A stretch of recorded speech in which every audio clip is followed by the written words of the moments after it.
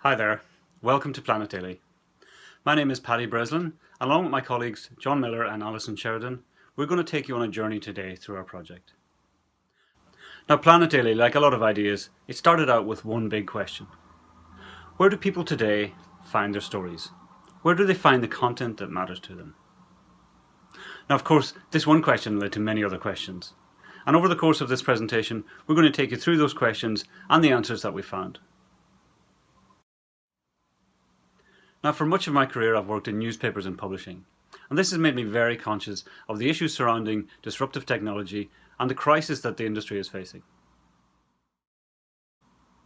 My background is originally in design and more recently in designing for the user.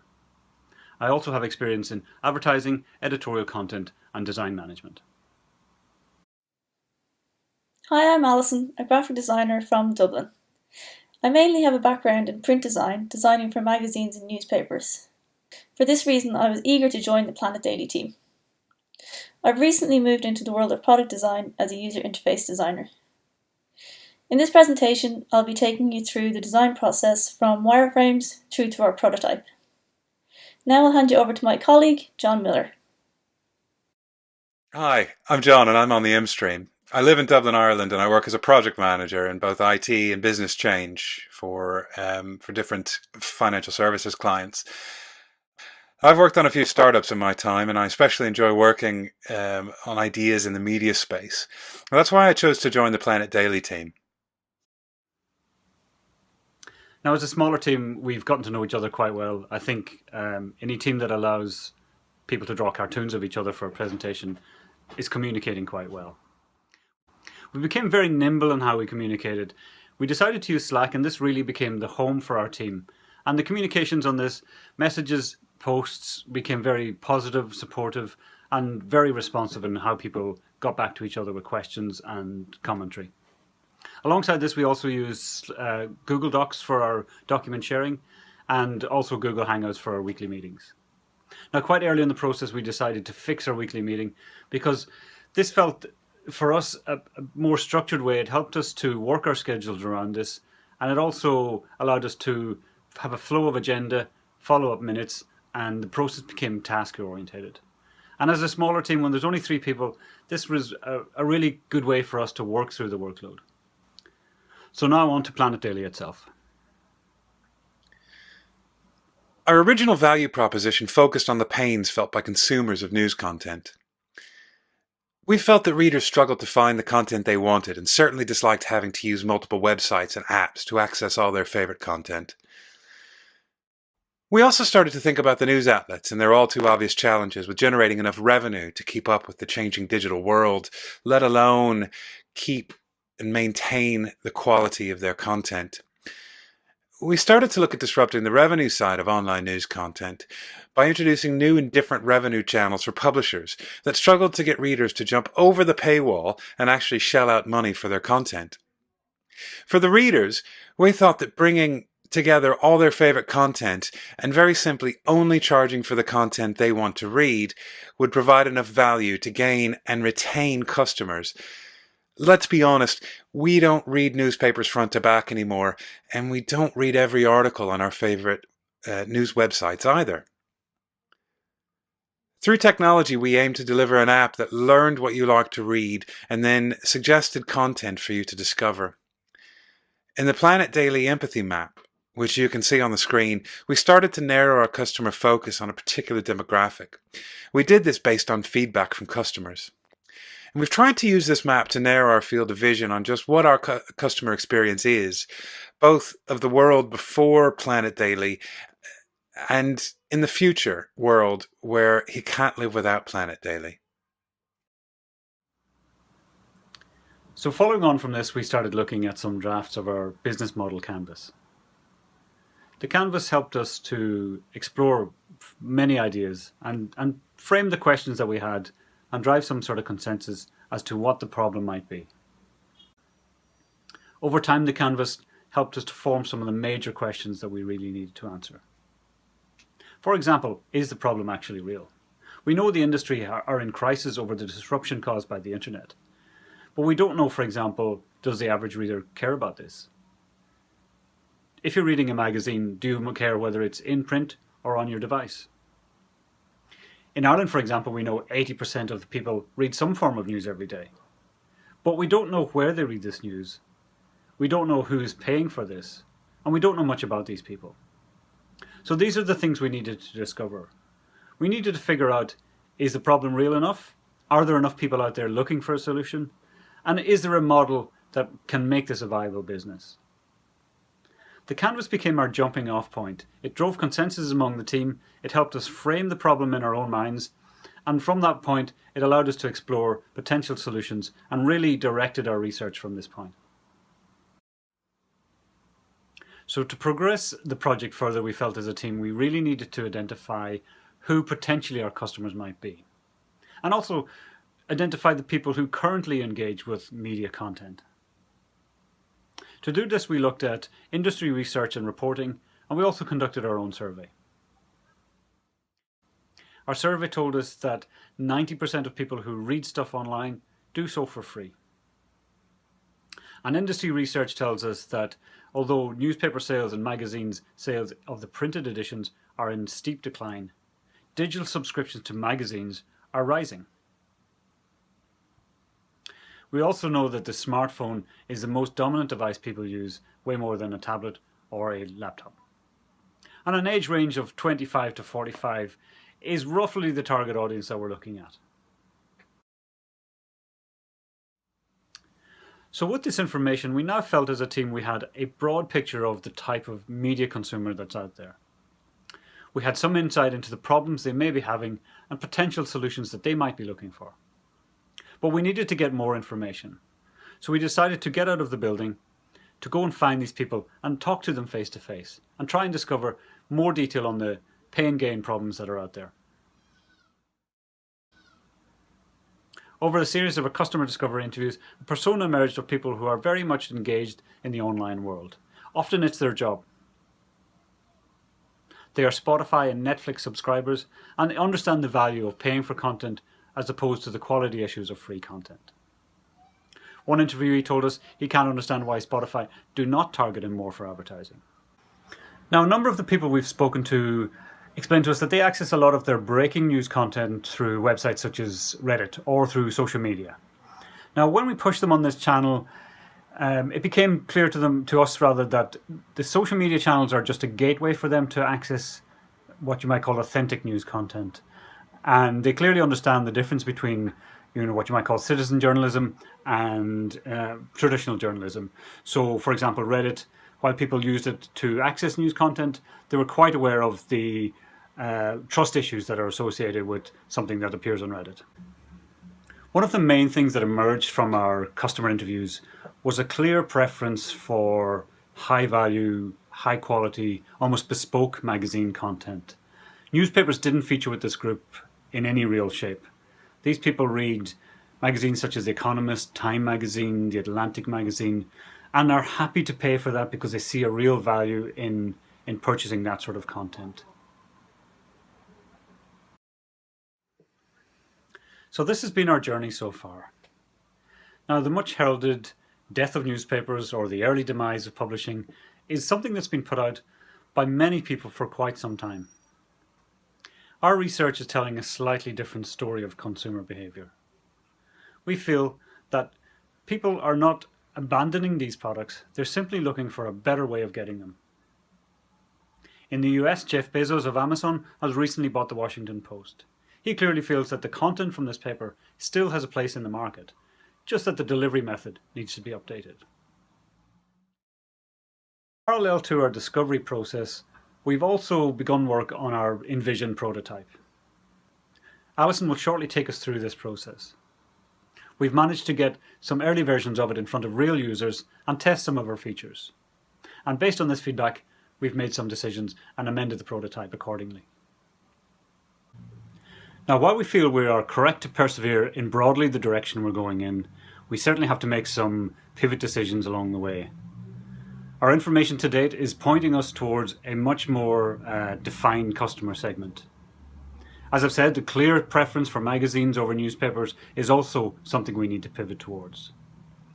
Some of our earlier assumptions around metered pricing while they are still valid, will also need to be complemented with free content. As Paddy mentioned earlier, the PlanitDaily business model has changed considerably from our first presentation. Our engagement with users and our validation of earlier assumptions have both helped us to narrow down our model to the version you see here. We have seen changes to each of the key areas of the business model canvas, and we've validated and refined our value proposition, our customer relationships, and most importantly, our customer segments. Our idea of a PlanitDaily user was much wider when we started out. Come to find out, our users look a lot more like Paddy and me than we previously thought. Scary. Since we pivoted to focus on premium magazine content, we were able to narrow our partnerships to key publishers in that space, as well as respected journalists that regularly contribute to popular titles like Inc., The Economist, and New Yorker. Look, we've still got some work to do to further validate some areas of the BMC, like our value proposition and again our customer relationships. Given the benefit of time, we would absolutely continue to engage with customers to complete validation of these assumptions and more. If we were to continue pursuing PlanitDaily, we would also complete our key user journeys to supplement what's already in our prototype to enable additional user testing. And after validating that prototype, we would aim to launch an MVP to further validate our pricing and subscription assumptions in the real world. I guess what I'm saying is that though we have come a long way since our first presentation, and we are certainly proud of the work we've done thus far, we would still have quite a lot of work to make this a viable and profitable platform.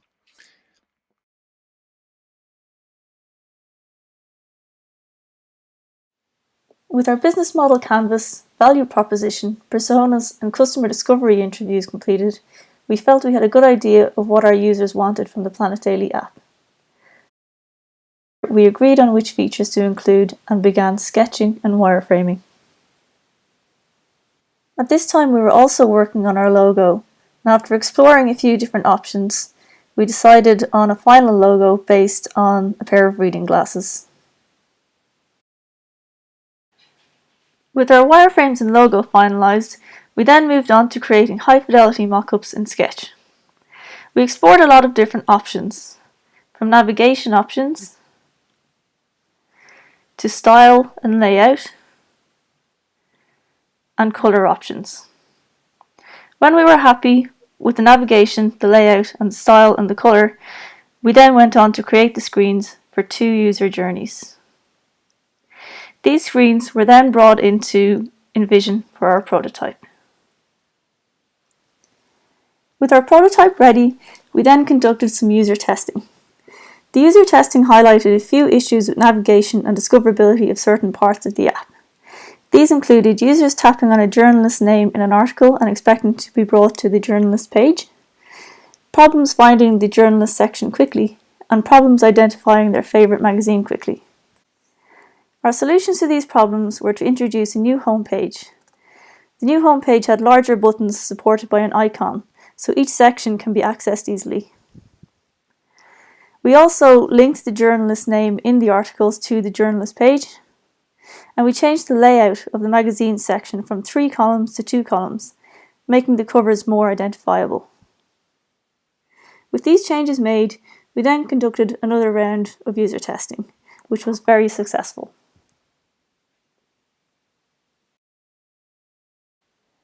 Now that we were happy with the style, functionality and usability of our app, we created a symbol library. This is to ensure consistency of future screens and also make designing them quicker and easier. From here we also created our brand guidelines, which includes our logo spatial considerations and colour options, our primary colour palette, and our app channel and category colours. It also includes our typography, button styles, and iconography. Okay, now I'm going to give you a quick run through of the PlanitDaily prototype created with Sketch and InVision. Just launch the app. When the app is launched, you're presented with a login screen. You can log in here with your username or password, or you can use your Twitter or Facebook accounts. You can also create a new account, or if you need help, there's a help link in the bottom right hand corner. We'll just tap on the login button. After login, you're brought to the home page with all the different sections of the app. For this particular journey, we're going to go into journalists. We're going to find our favourite journalists, follow them and read one of their stories. Just tap on the journalist button. This brings you to an A to Z list of all the available journalists, and it also gives their name, photo and which publication they write for. So we're going to choose Anthony Henderson. There's a quick way of following them from here, from this screen, and that's by tapping on the little grey circle beside their photo. So we've selected Anthony Henderson to follow him, and an alert box just comes up to just tell you that you're following Anthony Henderson. We can then tap into his page, and we can unfollow him from here, or follow him from there if we like. From here we can scroll down and have a look at all of his latest articles, and we're going to select the Mead slavery story. From here you're brought to a partial view of this story. If you're interested in it, you can buy it and read it from here by tapping on the buy and read button. As you can see, your balance up at the top right hand corner has been deducted 20 cents, which was the cost of the article. You can then scroll down through the article, watch any videos that were related to the article, photos, and then there's an option to go to the next story by that journalist at the bottom of the page. You can also tap on the three dots at the top right hand corner, and from here you can email to a friend, bookmark it, share it on Facebook, share it on Twitter, or share it via WhatsApp. I'm just going to press the close button on top left. Then you're brought to all the news stories in all channels. If you want to select a particular channel, just tap the all channels link at the top of the screen, and all the available channels are there. Tap it again to close. And from here we're going to go to the magazine section. So we just tap on the menu up in the top left hand corner. The menu slides out and tap on magazines. Then we're brought to the magazine section, where you've got an image of the cover and the name of the magazine underneath. We're going to select The Economist, and we're brought to a list of all the stories available from The Economist here. Here we're going to select the Syria story, and again you're brought through to a partial view of that story, and again if you're interested in it you can buy it and read it and then share it with your friends. And that's our app. I hope you enjoyed the prototype, and thanks for watching. So thank you for watching our presentation. If you'd like to get in touch with us, you can find us on Twitter at PlanitDaily, and we'd really appreciate your feedback. So please get in touch.